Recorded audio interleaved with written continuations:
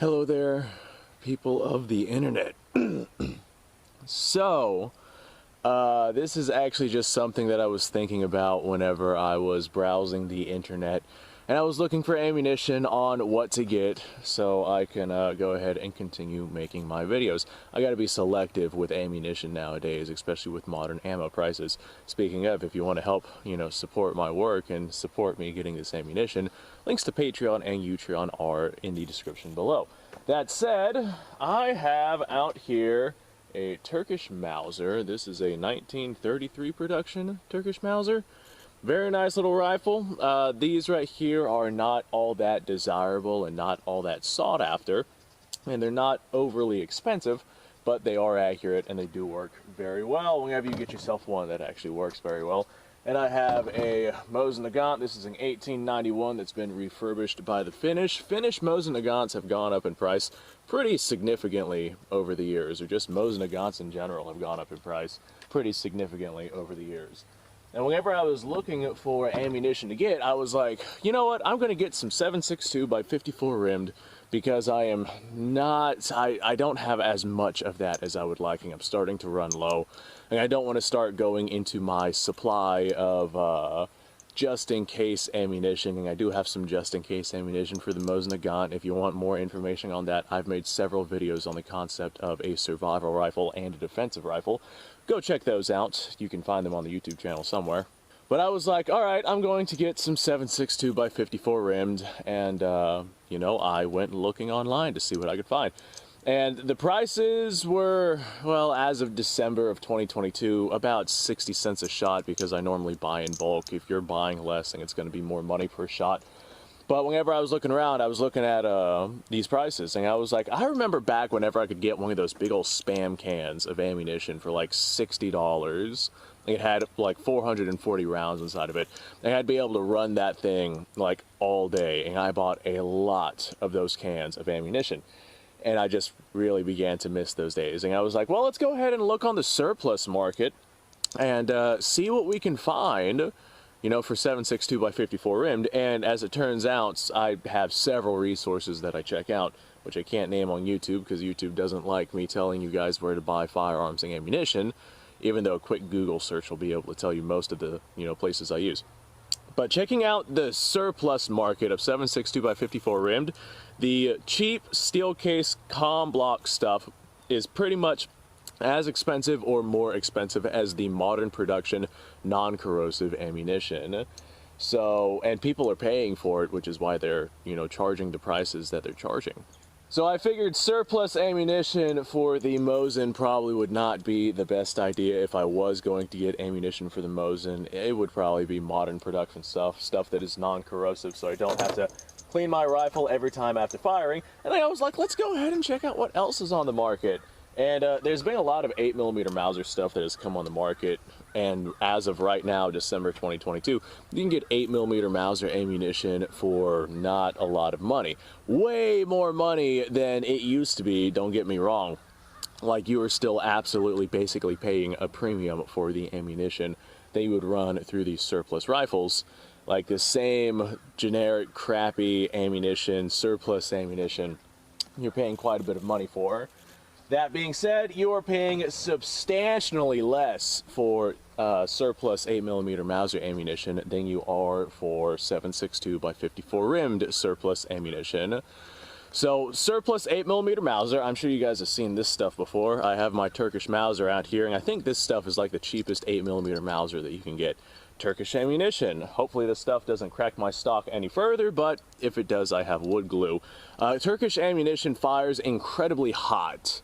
So anyone who knows anything about this stuff, they already know that, but if you don't know anything about this stuff, just due to powder degradation over years of not being stored properly, this stuff burns like hotter than normal 8mm Mauser stuff would. So you would only want to run this stuff in bolt-action rifles, not semi-automatics, which have a certain pressure curve and pressure requirement necessary for safe cycling of that particular firearm. But out of a bolt-action rifle where you don't have anything moving around, you should be able to run this stuff all right.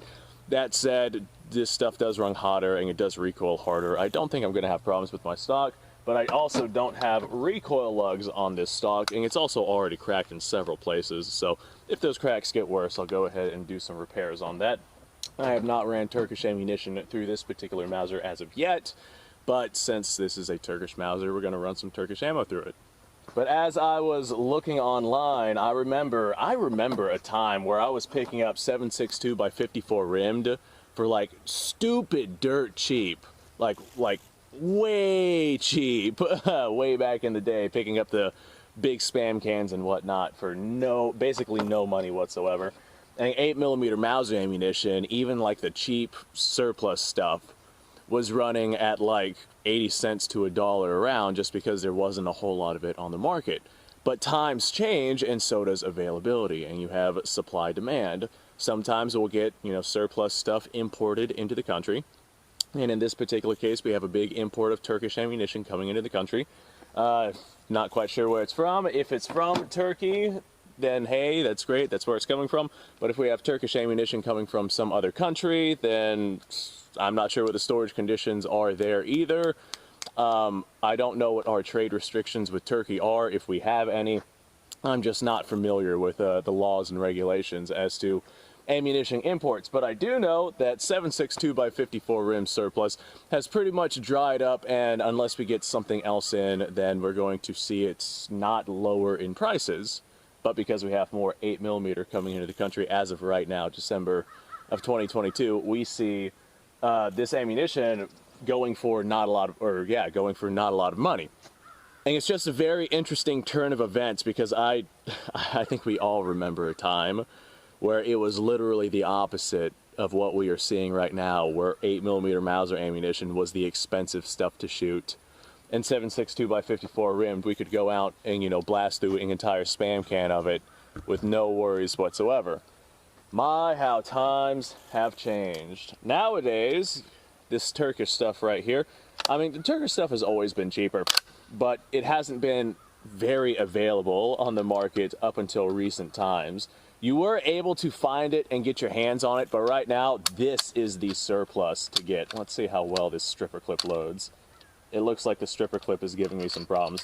That's one of the things I don't like about these Turk stripper clips. They are a little shoddy sometimes. But that's alright. That's what you get for 80-year-old surplus ammunition. I think this ammunition is 1940s production. It will be interesting to see how well this fires out of this Turkish Mauser. I do not have a heavy firing pin spring in this thing, so I have no idea if this thing is actually going to shoot. I'm going to put a round in the dirt. We're going to see if we have any hang fires or anything like that. Nope, they're pretty much just fired. Let's go ahead and failure to extract. And I don't have a cleaning rod on this thing that I can use as a ramrod. Okay. So it was stuck, but it was not that stuck. This Turkish Mauser, I'm still getting used to it. I haven't fired much ammo through it. This tells me that maybe the extractor on it is not all that strong, because I didn't have a whole lot of resistance with this thing whenever I pulled that trigger. Let's send another round down range. We'll see if we get another stuck Turkish Mauser case. If we do, then I have some other surplus ammo that is also very common on the market that we can try running through this thing. All right, here is our round 2. I'm going to send this one at our steel. That one hit a little low, and we also have another failure to extract. I just think the extractor on this thing needs replaced. Yeah, I'm not seeing any signs of overpressure or any issues like that. So, I mean, out of a strong Mauser action like this, we shouldn't be having any problems. I know my 8mm Mauser, my Car 98 8mm Mauser, does not have problems running this ammunition. I bet after I replace the extractor in this thing, and I'm sure it does need to replace it, looks original. After I replace the extractor in this thing, I doubt I'll have much issues with it either. There we go, that was a hit. Let's see here. Aha! This one actually extracted. Pretty sweet. Oh man, this thing just hits so hard on that. Alright, that's another failure to extract. Alright, one more round here. That poor steel. It has been through so much. Alright, another failure to extract. So since this is failures to extract over and over, I'm not going to run any more of this Turkish stuff inside of this thing because I don't want to break the extractor. I think I'd much rather just get a new extractor. But I do know for certain ammunitions, the extractor on this one works just fine. That said, I have some other surplus ammunition that I actually want to try running through this thing since I'm here and doing this anyway. Okay, so I got me another set of surplus ammo. This is, I believe, Yugoslavian surplus ammunition. I think this is Yugoslavian, but I also don't read this, so I'm not 100% sure if it is Yugoslavian. From what I've been able to tell, this box and the boxes I found online look pretty similar. So I'm going to go with Yugoslavian, but it might be Czech. Not positive about that. 1953 production according to our box right here. And this right here is 198 grain projectiles, approximately. It's going to vary like a grain to maybe a grain and a half. Let's see how well this Turkish Mauser cycles this stuff. This is also a very common ammunition to see on the surplus market right now. Nice loose powder in there. That means it's probably going to be reliable in terms of detonation. Oh yeah, and that clip loaded much better than the Turkish ones did. But since I'm out here, I've already got to clean this rifle because this is corrosive ammunition. May as well send some more lead downrange. So 198 grain, full metal jackets, also surplus ammunition. This stuff is a little bit more expensive than the Turkish stuff, but still way less expensive than modern production ammunition. Oof, those 198 grains kick way harder than the 154 grain Turkish stuff. All right, and this stuff seems to actually extract. Now, perhaps the reason as to why the Turkish ammunition doesn't really extract inside of this versus it does extract in my Kar 98. This is actually a 93 pattern Mauser, whereas my Kar 98 is a 98 pattern Mauser. And this action is not as strong, albeit it is incredibly strong, not as strong as the 98 action. And the cases are getting slightly stuck inside of the chamber, inside of this thing, upon firing, and that's signs of overpressure, which makes sense because Turkish ammunition fires at incredibly high pressures compared to what 8mm Mauser is supposed to fire at. For example, these 154 grain projectiles are traveling around 3,000 feet per second, which is absolutely insane, which certainly explains why we have stuck cases. However, this Czech stuff does not fire at extremely high pressures, so we don't have the issues with overpressure in this 93, which is why we were able to get comfortable extraction. That being said, the Turkish stuff was not overly stuck. Like, I was able to knock it out pretty easily with my ramrod that I have out here. So I'm willing to bet that just the extractor on this thing is probably a little on the weak side, and replacing the extractor in this thing will probably solve our issue with the Turkish ammunition as well. Oh god, these 198s kick so much harder than the Turk stuff. Let's go for a bowling pin. Oh, that poor bowling pin. It has seen too much. Let's go for the one right next to it. Well, I hit it, but it didn't care. All right, go ahead and push that down. You know what? Since we're out here, I do have a couple of 54 rim down here. I wanted to test this Turkish Mauser while I was out here. See what ammo it does and doesn't like. I was expecting it not to like the Turkish stuff because it's a 93 action and the Turkish stuff just burns really, really hot. I mean, Turkish stuff can vary batch by batch. Sometimes you'll get stuff that doesn't burn as hot as other stuff. But this came directly from bandoliers, and bandolier ammunition tends to burn a little hotter than your ammo that you'll get in like the surplus boxes and whatnot. So just bear that in mind. That's all due to what it has been exposed to upon storage, and it seems like being stored in bandoliers, it has been exposed to a little bit more temperature and nonsense than inside of boxes, the cardboard boxes that Turkish stuff oftentimes comes in. Seems to have done a better job at preserving it. So this is bandolier ammunition that I just shoved through that thing, and little high pressure. The Mauser obviously did not seem to like it, but our standard pressure Yugo surplus seems to have ran just fine. This is 7.62 by 54 rimmed from this Mosin. Oh yeah, this stuff does not kick nearly as hard as the 8mm Mauser stuff does. Albeit this Mosin is a little bit heavier than that Mauser, and it's also firing lighter projectiles. I think these are 174 grain tool ammo. but I'm not positive about that. That said, it definitely does the job at putting lead onto our target. And the beauty about this tool ammo, modern production tool ammo, it's non-corrosive. So I don't have to worry about cleaning this rifle. I do, however, have to worry about cleaning my 8mm Mauser right here. I do like the Turkish stuff. Whenever I get rifles that actually run it, I'm probably going to get myself another 98 action Mauser. The problem with the 93 action is, like I said, it's just not as strong. And as a result, we do get some sticky cases with the Turkish ammunition. Well, I feel like this video is going on a little long and perhaps a little rambly, so I'm going to go ahead and end it right here. Thanks for watching, folks. I appreciate your time. Like, subscribe, share. Description below, links to all sorts of stuff. Go check that out.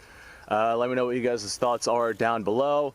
If you're like me and you desperately miss the surplus era, and I mean even now, whenever we're getting surplus into the country, companies are just charging way more than they used to for surplus stuff, and they just do that because they know that we're going to pay the money for it, so why charge any less? So yeah, we see 8mm Mauser being sold for 30 cents a round. For a while there, it was being sold for like 80 cents to $1 a round, but there was a time before that where it was so predominant on the market, people would pick it up for, they'd pick up like a whole box of bandoliers, and they'd pay like $5 per bandolier. And that was just what they were able to pay back then, and I wish that we had those days now. My times have changed. Thanks for watching, folks. Appreciate your time. You guys go off, have yourself a fantastic day, and I will see you on the next video.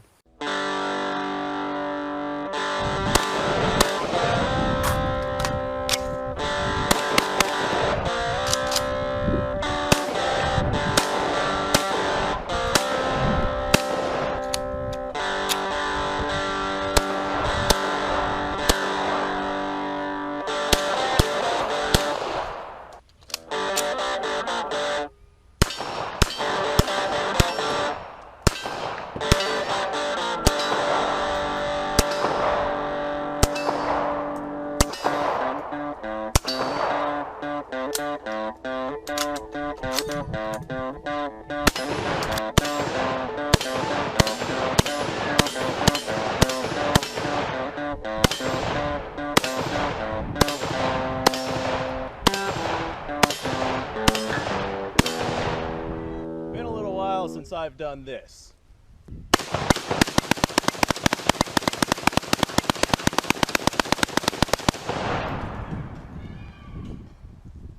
Bonnie and Clyde be damned.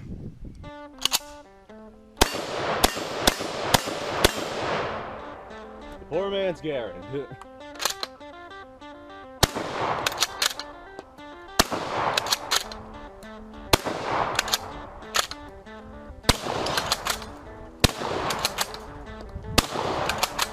It's a shame that bolt-action shotguns aren't more mainstream.